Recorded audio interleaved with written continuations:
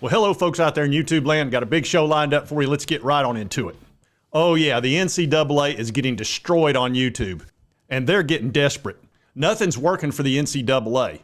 What they normally do is they leak out the contents of what they plan on doing in the future. They send out their minions. Now fly! Fly! And they tell them to fly, fly, fly out there and spread the news. That way they don't have to actually make a statement. And one of their best at that is Pat Forday. He's really good at it. He's been out there spreading FUD like you cannot believe. And if you don't know what FUD is, it's fear, uncertainty, and doubt. He's the king of it. And he's a very good mouthpiece for the NCAA. I got to give him credit. See, that's why they don't have to make statements. Well, this time they've decided to make a statement. And this is in the Knoxville News Sentinel by Adam Sparks, a very good writer. It says NCAA takes rare step of commenting on investigation into Tennessee NIL. And you want to know why? Because it's going real bad for them. They are not happy, and they're feeling desperate. Their typical little tricks aren't working for them because Tennessee was ready for them. Donde Plowman, she smacked them right upside the head. And then the Tennessee Attorney General slapped a lawsuit on them immediately, along with the state of Virginia. So they're not happy, to say the least. So now they're desperate, and they're on their heels, which is where they need to be. And they've decided to make a public statement, and I'm going to read it to you. And it says, while the NCAA generally does not comment on specific infraction cases, we spread it out through leaks. I added that. It is important to remember that the NCAA member schools and conferences not only make the rules, but routinely call for greater enforcement of those rules and holding violators accountable. In recent years, this has been especially true as it relates to establishing and enforcing a consistent set of national rules intended to manage name, image, and likeness environment. It says this legal action would exacerbate what our members themselves have frequently described as a Wild West atmosphere. They're not happy with our lawsuit against them. It says, and diminishing protections for student athletes from potential exploitation. Yeah, they're worried about the student athletes when they try to keep them from making money. Give me a break. God, the audacity. However, our membership has steadfastly supported the prohibition of impermissible recruiting contacts, booster involvement, which they later described NIL collectives as boosters later, not early on. That way they could make it tougher on them. Involvement in recruiting prospects and the use of NIL offers as recruiting inducements. So in other words, it's not our fault. You asked us to do this. So don't be mean to us. Yeah, right. And I'm going to show you what caused this. It's not only the lawsuit, it's the fact they're getting killed with PR. I'm telling you, YouTube, all the people on YouTube, whether it's the pros, whether it's amateurs like me, are really nailing them. And they don't like being the pariah that they are. But look, if you're a pariah, just be what you are. Be a pariah. You're certainly acting like one. And don't worry, I'm going to show you examples of what I mean by YouTube. And what this lawsuit's all about is the Sherman Act and also the new laws that were passed in the state of Tennessee and Virginia. And what they're asking the court to do, it says this court should declare unlawful and enjoin the NCAA's NIL recruiting ban and allow the market, which already exists, to function fairly and competitively. Without relief, the NCAA will continue to deprive plaintiff states, athletes of information about the market value for their NIL rights, thereby preventing them from obtaining for full fair market value for those rights. Their labor generates massive revenues for the NCAA, its members, and other constituents in the college athletics industry, none of whom dare accept such anti-competitive restrictions on their ability to negotiate their own rights. Those athletes shouldn't have to either. Basically, they're saying you can't negotiate NIL deals as inducements to go to a school. How did these other schools get these big-time recruits? Like Winery up there in Missouri, or Ole Miss got a 5-star. They're allowed to negotiate. They're allowed to get their fair market value for their skills and talents. Caleb Downs could have got more than $1 million going somewhere else, but you know what? He wanted to go to Ohio State because that was his number 2 choice in recruiting. So he didn't necessarily take top dollar. He got fair market value at a school he wanted to go to. That's perfectly reasonable. We live in the United States of America. He's allowed to get his fair market value. The NCAA doesn't want that. You can do what you want to us, but we're not going to sit here and listen to you bad mouth the United States of America. They don't want you to use any NIL money as inducement to come there. It's absurd. Well, the state of Tennessee passed a law saying they can do that, and so did many other states like California, Missouri, Virginia, etc. It says the Tennessee NIL law protects athletes' ability to earn compensation for the fair market value of their NIL rights. Critically, the law provides that minors, high school athletes under age of 18 may enter into NIL agreements so long as the agreements comply with Tennessee's law governing performances by minors. The law goes on to protect athletes by providing that universities cannot coerce, compel, or interfere with an intercollegiate athlete's decision to earn NIL compensation. And then finally, and this is very important, finally, Tennessee's law prevents athletic associations, including the NCAA, from interfering with a college athlete's ability to earn NIL compensation that otherwise complies with Tennessee law. Let me read that again. NCAA cannot interfere with a college athlete's ability to earn NIL compensation. That's the law in the state of Tennessee. That's the law in the state of Virginia. That's the law. Okay? You can have all your stupid little handbooks. You know what I can do? I can take a piece of paper and write down all kinds of little rules in it all I want. But if it goes against the law of the state of Tennessee or the United States of America, the Sherman Act, this is worthless. Worthless. You don't get to create laws at the NCAA. You're not omnipotent. You're an organization that's supposed to organize, okay, and try to make things fair, but you can't go outside the law to do that. You've got to stay within the laws in the states and in the United States of America. It's just that simple. You've got to quit breaking the law with these rules and these compliance issues. It's ridiculous. And for you to be going after Tennessee like this is such an obvious joke, and you're going to get smacked down hard. And I'm going to tell you right now, I don't want them to quit. I don't want a settlement. I don't want any of that kind of crap. Here's what I want. Before we let you leave, your commander must cross that field, present himself before this army, put his head between his legs, and kiss his own arse. That's right. You do that, and we'll let this go. I think the state of Tennessee and all the Tennessee fans and the university will let this go if you'll just do what Braveheart asked you to do. I think that's reasonable. And now I'm going to show you what a lot of the YouTubers out there are saying about the NCAA investigation into this whole NCAA thing and the plane ride from Ncaa.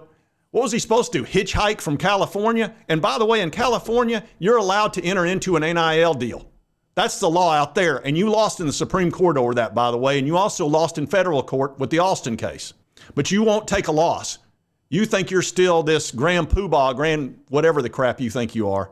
You're not. And you're going to find out in that lawsuit when you get smacked down.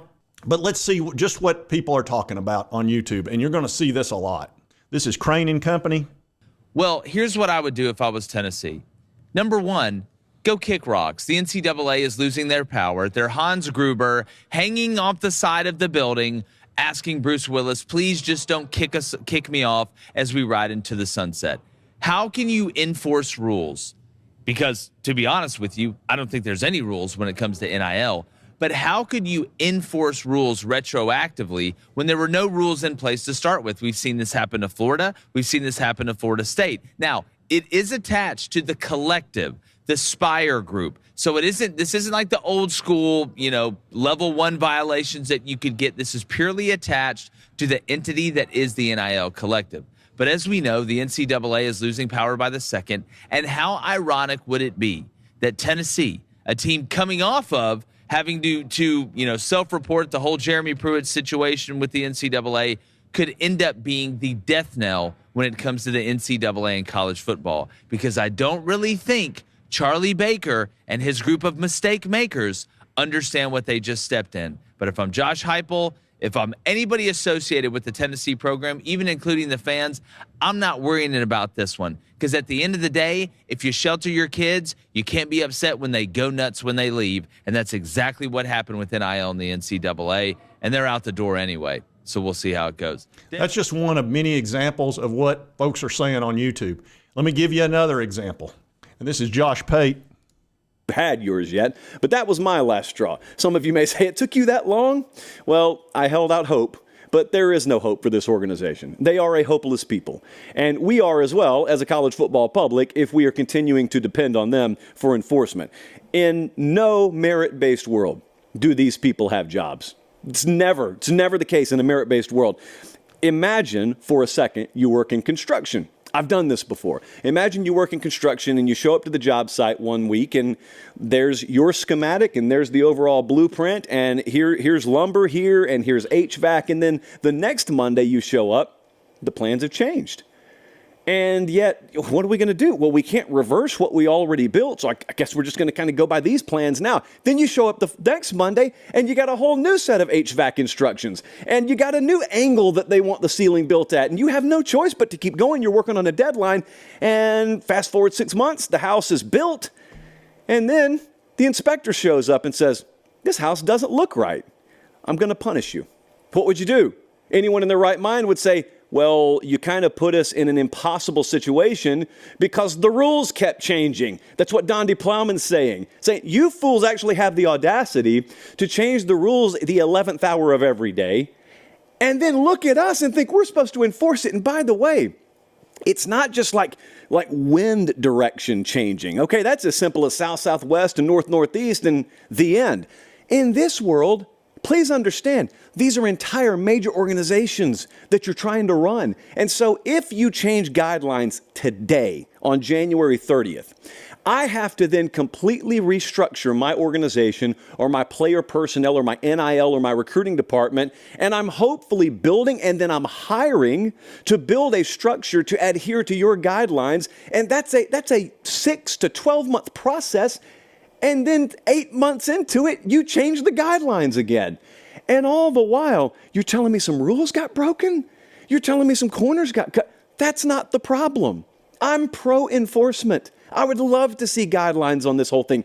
These aren't the people to do it. Is her point, is my point, is everyone's point. And those are prime examples. J.D. Pickell also ripped him a new one, and I could show you a half a dozen of those. I could show you a dozen of those, of people that are sick and tired of the NCAA, and they see this for what it is. It's a total double standard. You're coming in, retroactively changing the rules, and then saying, oh, well, we changed the rules now, so anything that happened prior, we're going to pretend these rules were there the entire time. It's absurd, it's ridiculous, and it's going to get destroyed in court. Not only that, you're breaking the rules. You're breaking the law.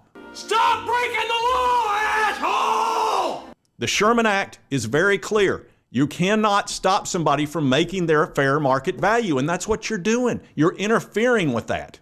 And you keep getting smacked down in court. You've already lost really 3 lawsuits. You lost the one in California with the Alston case. Then the Supreme Court smacked you down. Then you lost the transfer case. Tennessee was involved in that as well as Virginia, because you tried to stop people from being able to go from one school to the other more than one time. That's interstate commerce. You can't do it. So they knocked the crap out of you. And then you use this amateurism excuse, oh, well, people like it better when kids don't get paid. Really? Well, the last 3 years, ratings have gone up and more money has been coming in. So obviously, first of all, it's a stupid excuse. It's a stupid argument. Secondly, it's not even true. It's a lie. So this is what we're dealing with. But they still got their minions out there trying to stoke it up and make it sound like it's really, really bad. And of course, one of their favorite minions is this dude. Look at this headline. Look at this headline. Tennessee versus NCAA. Could the death penalty be involved? Take a wild guess who's involved with this. There he is. SI's Pat Forday. Devote today's episode to Tennessee's lawsuit against NCAA. And it says the podcast debates about whether, if found guilty, whether or not the NCAA could invoke the death penalty on the Volunteers. He also went out on the SEC network with Paul Feinbaum. Look, they don't need to come out and make any sort of statements. They've got a mouthpiece who's going to go out and stir it up. And that's called FUD, fear, uncertainty, and doubt. And he's spreading it as hard as he can. So they don't need to make a statement. They've got their rep out there. So they're fine with all that. The reason they came out and made a statement is because they know they're getting their butts kicked. And what they basically said is, well, y'all made us do it. You said enforce, and we're just doing what you told us to do. Why is everybody mad at us? Because you suck. And you're going to get smashed into the ground. And I hope Tennessee doesn't stop. I hope the Attorney General doesn't stop until there's very little left of the NCAA. What they need to be is just an organizing group that helps put the teams together and things like that. They need to get out of the NIL completely because that's fair market value. If you want to enforce things like rules when it comes to competitiveness, that's fine. You know, we don't need people breaking rules. You know, there are things out there that shouldn't be done. You know, you don't want to do things that blatantly cheat another team, for example. If you're out spying on another team, for example, during practice and you're out recording it and you're doing the New England Patriots or you're stealing signs like the Houston Astros or like Michigan's been allegedly accused of, those are things they can do. But stay the crap out of NIL. You have nothing to do with that. It's a fair market value. Whoever pays the most gets the best talent. That's just look, that's life. That's the world we live in. You may not like it, and maybe they need to set up some sort of employment deal and put a cap on it or something like that, but that'll probably get struck down too unless everybody agrees, including the players, which is what they've done in the NFL with collective bargaining. Until you get to that point, it's just going to be fair market value, and that's the way it is. And to sit here and try to cherry pick and go in and attack Tennessee because, oh, well, we've already got them once and they laid down, maybe they'll do it again, and we can try to make ourselves look like we're the big bad wolf again. You're not the big bad wolf. And the wolf is getting ready to find out when he tries to blow the house down and the house is made out of concrete. And you think you're going to bully us some more? Let me tell you what's going to happen with that. What, are you gonna cry now? Come on, cry, baby, cry for me. And I had gone out of my skull. That's right. We're not taking it anymore. We're coming back. And we're going to get you. And if you like this content, be sure to hit that like button. Let's remember to continue to cover my Vols, the SEC, all these big news stories. If you've not subscribed, it's on your right, my left. Hit this little button. I'd appreciate it. And right over here's the most recent video YouTube thinks you'll enjoy. We'll see you next time on Sports Talk Jay.